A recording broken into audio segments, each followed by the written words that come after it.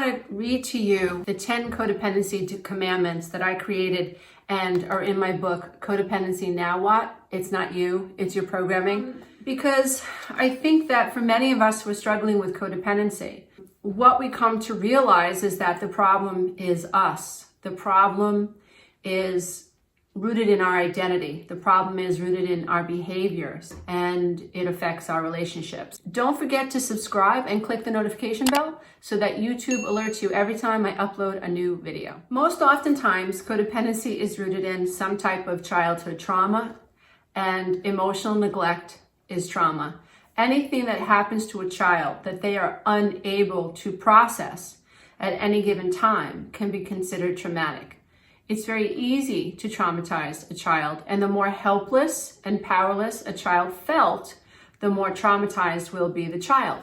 Now, when I finally started to figure out that I felt crazy and why I felt crazy, why I felt like an alien, why I felt like the fish outside the aquarium, why I felt so abnormal, why I felt like I was just speaking a different language, and why I was so miserable, and why I was so depressed, and why I kept getting sicker and sicker and sicker.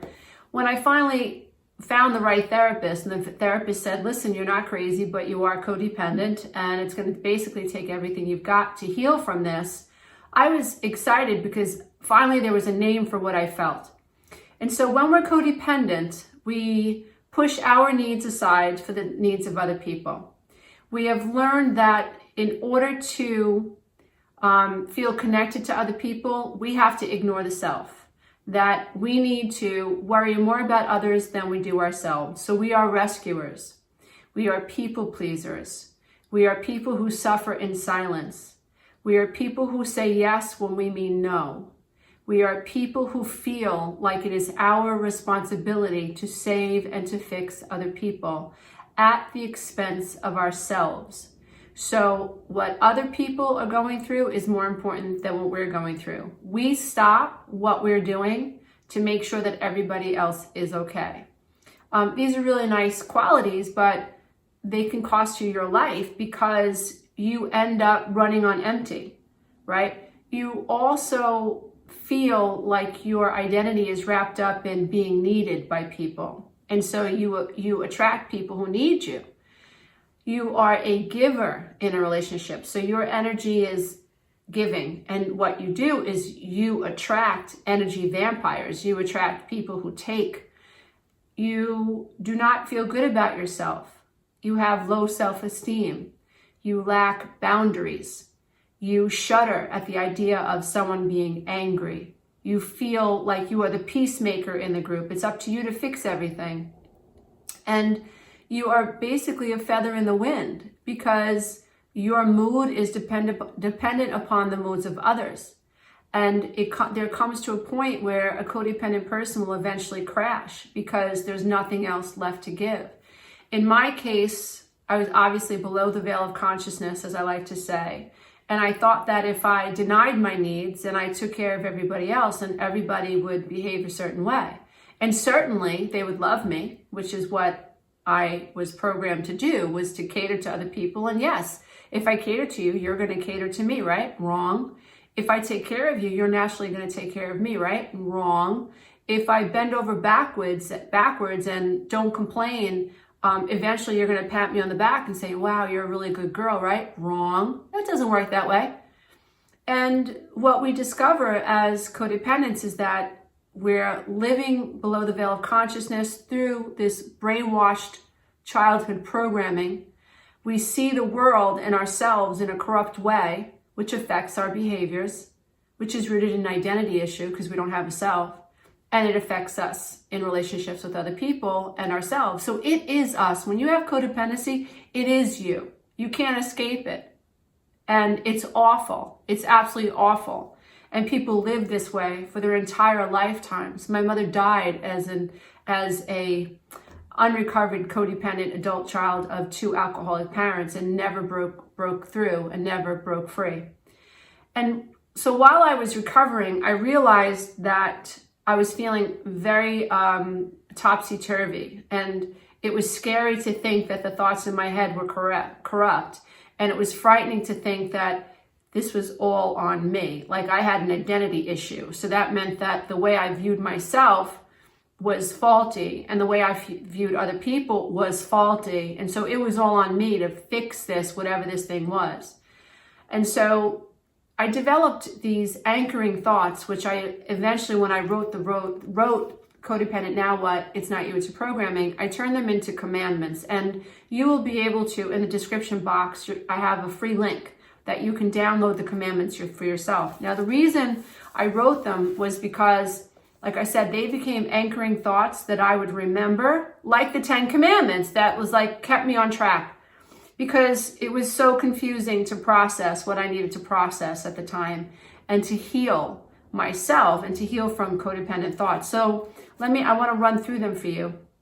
And please feel free to download a copy of them, with the link below. So the first one is, thou shalt not have false gods before me. I shall not honor someone else's opinion of me over my own divine opinion of me. My opinion of me must take precedence over someone else's opinion of me. When you're a codependent, you make someone else your God. You can make money your God. You can make success your God. You can make being a rescuer your God. You can make this idea that you feel worthy if you are putting everyone else before you. Like I have coached people who it was so difficult for them. Many nurses and firemen and rescuers, first responders suffer from this because they feel like it's their job to take care of other people. But you can wrap your identity up into that sense of self. And what you're doing is you're ignoring yourself. So this identity, this rescuer identity, can actually become a false god that you give into. And what you're doing is you become a doormat for other people. So it's really important that your opinion of you must take precedence over someone else's opinion of you, and that you correct your opinion of you, and that you do not have a false god before you. Number 2, thou shalt not lie. I shall not say yes when I mean no, and no when I mean yes. I must learn to be my truth, to tell my truth, and to speak my truth, even if others wish for me to lie. When you're codependent, you struggle with saying no. You feel like it's your responsibility to say yes. So you're exhausted, right? You want to crawl into bed after a 10 or 12-hour day, and your friend calls. She's had a problem with her boyfriend who has a drug issue. And rather than say, this is not a good time, I've worked all day, you say, okay, I'll be right there. And so you don't want to go. And you know that your friend doesn't listen to any advice you give her anyway. You know you're just going to sit up and basically be her sounding board. She's going to go right back to this guy in the morning anyway. But you don't tell her that. And instead you say, sure, I'll be right there. So commandment number 2 is learning to say no when you mean no and yes when you mean yes. Number 3, thou shalt rock the boat if necessary. I shall not ignore or deny what I believe to be true for the sake of keeping others happy, calm, content, or happy. So codependents are afraid to rock the boat. They fear making other people angry. Again, they're the peacemakers in the group. And so if someone's angry at you, you're the one that sits with it and it bothers you, and you're generally the person that makes the first move. You don't like silence, and so you might go over and be the first one to say, hey, listen, I'm sorry, this is silly. And you fall on the sword for the sake of a relationship, very oftentimes for someone who would never do that for you. So we're learning to rock the boat if necessary, to tell our truth, and to not have false gods before ourselves. Number 4, thou shalt not obsess about what others think about thee. I shall teach my mind to focus on my opinion of myself, career, relationship, success, body, recovery, and life choices. So when we're codependent, remember we have an identity issue. So our identity issue is rooted in what we think other people think, which means that that's a moving target. That's why we never feel safe. That's why we never feel peaceful. And that's why we never feel calm, because we're basing our sense of self on what we think other people think. And so if you've attracted a narcissist into your life, somebody who will exploit you, somebody who feels entitled to exploit you, and who has empathy impairment, their opinion of you is a moving target. You will chase that opinion of you, right? And so and you will obsess about what they think, and they will enjoy it. So what we're learning to do in codependent recovery is we're learning to not obsess about what other people think about us. And we're learning to worry more about what we think about us. Number 5, thou shalt not seek the approval or permission to be. So I shall learn to seek the approval of my inner being first and honor Spirit's guidance, even if what I wish for is not what others wish or want for me, them, or us. So we're learning to put away this need for approval. So oftentimes codependents look for permission to feel what they feel. I was in a dysfunctional marriage for a lot longer than I needed to be because below the veil of consciousness, I didn't know the thought was there. It was a link that stunk. I call them the links that stink. But there was the thought that was there, a belief that was running that I needed this person's permission to be unhappy. I needed his permission to want to get a divorce. I needed his permission to feel what I felt. And so number 5 is we're learning to stop seeking the approval and permission to be ourselves in other people. We're learning to honor how we feel. Number 6, thou shalt learn to honor the temple of thy divine spirit. I shall learn to treat my physical body as the divine extension of God's source that it is. I shall learn to thank my heart, my liver, kidneys, pancreas, intestines, skin, eyes, ears, mouth, throat, and chakra system for allowing my spirit the opportunity to experience my spiritual journey through this divine physical apparatus, my divine temple. So you see me here, right? But this is not who I am. My spirit, my essence is speaking to you and hoping to reach your spirit and your essence. We live in a 3D world. The earth is a 3D experience. I need a 3D body to express my spiritual self through this 3D experience. And so learning to honor your divine temple is very, very important in codependent recovery because we abuse our bodies. We work our fingers to the bone. We exhaust ourselves taking care of other people. And sometimes we're having sex with people just to gain approval. Sometimes we're having sex with people that we don't like very much. Sometimes we're attracting people into our lives that disrespect our bodies, and we have a difficult time saying, hey, no, I don't want that anymore, and my opinion of this has changed. So we have a difficult time honoring ourselves. So number 6 is about honoring your divine temple, your divine body, which houses your spiritual self. So number 7, thou shalt learn to trust anxiety. I shall learn to use anxiety as an indicator that my thoughts or my body are not in alignment with my true destiny. I shall learn to trust when I do not feel well around others as a sign that I may be in the company of people who do not resonate with my spirit's beingness. I shall trust when I feel like someone has punched me in the gut. On a vibrational, emotional, and spiritual level, they probably have wounded me. I will use this guidance to help me navigate throughout my life and learn to avoid people who are insensitive, cruel, manipulative, judgmental, or unkind. So we're learning to, rather than react to our anxiety, we're learning to observe from a higher state of awareness. We're coming up and out of the amygdala. We're not as reactive anymore. And we're saying, body, what are you trying to tell me right now? And so now remember, we have trouble with identity. We have trouble with our behaviors and our relationships. And so we might feel like, no, I don't want to be around this person, but we will struggle to claim that because we have a problem with identity. We have a problem with the self and honoring the self and respecting the self. But it's important to know that your body is always going to send you signals about what is safe and unsafe. What we're learning to do is honor how we feel along the way so that when we experience this anxiety, we're learning to honor it instead of ignore it and push it away, or we're afraid to make someone angry, because when you're a codependent, you have anxiety about someone, you might have to say no, you might have to rock the boat, and you might have to make this person angry. And that's everything that you're afraid of. That is why healing from codependency is a heroic journey.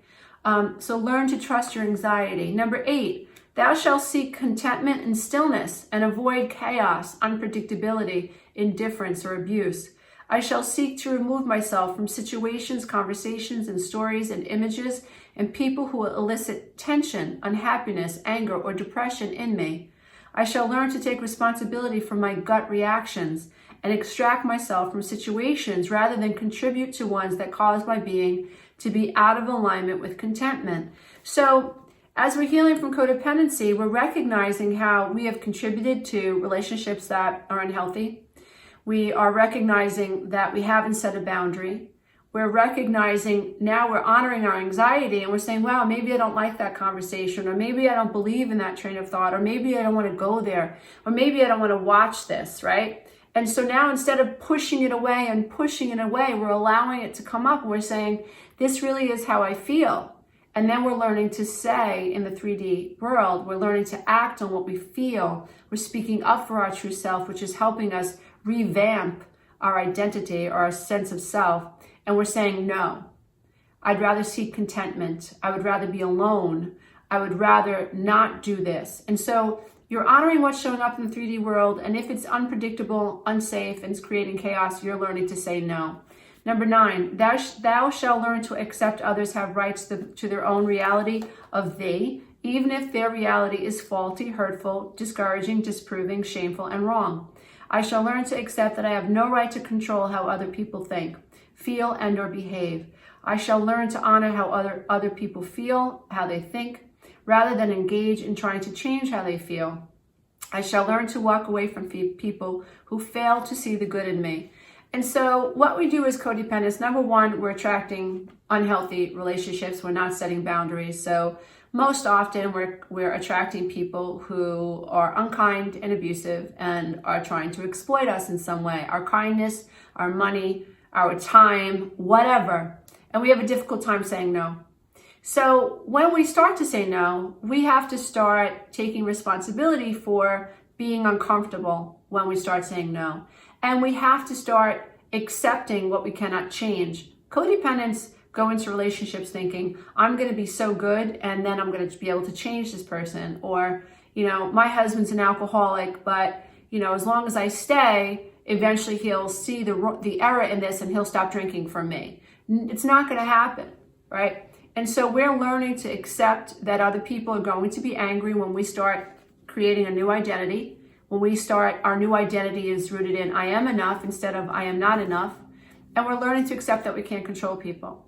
Number 10 is thou shalt not judge thy neighbor. So I shall learn to turn the cheek and walk away rather than to contribute to the negative vibration and judgment of others.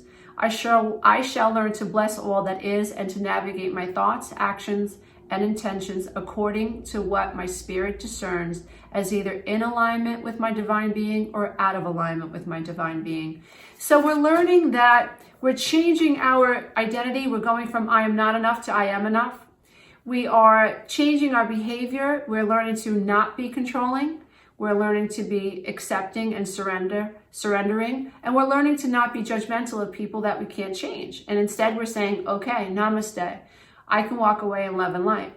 We're learning to understand that we don't have to judge people because they don't see good in us. And instead, we are learning to pay attention to how we feel about this person. We have a right to change friends. We have a right to change neighborhoods. We have a right to set boundaries. And we have a right to say no to people who are not in alignment with our vision for ourselves and our life. And that is your right. And we don't have to do it begging that the other person hears us, begging for permission to feel the way we feel. We're allowed to just feel what we feel, discern what we feel, and do what we want to do about how we feel. A word of caution, when you start healing from codependency and you stop being what everybody else wants you to be, things get a little messy. People can tend to be pissy. If you're dealing with someone who is highly narcissistic, you have to be careful about how abusive they might end up being. And the first priority is to make sure that you're safe. If you're dealing with somebody who is psychologically abusive, that is highly, highly damaging and to your mental health. And again, you have to make sure that you're safe. I believe that it's just as important to be psychologically, emotionally, and spiritually safe as it is to be physically safe. And so I hope that these 10 commandments, these 10 codependency commandments, are anchoring thoughts that you can use as you learn to navigate through creating a new identity for yourself. A codependent's identity is rooted in I am not enough. And as we heal, that has to shift. It has to shift to, wait, I am enough. All of these faulty subconscious beliefs were programmed into me before I was 7 years old. I learned to believe that I wasn't enough because of this and this and this, but it's not true. And if you stay on this path long enough and you commit yourself to this journey, you can heal your life. Codependency can be corrected. But remember, you're going to have to address how you see yourself, which is your identity. You're going to have to fix the behaviors that recreate these situations.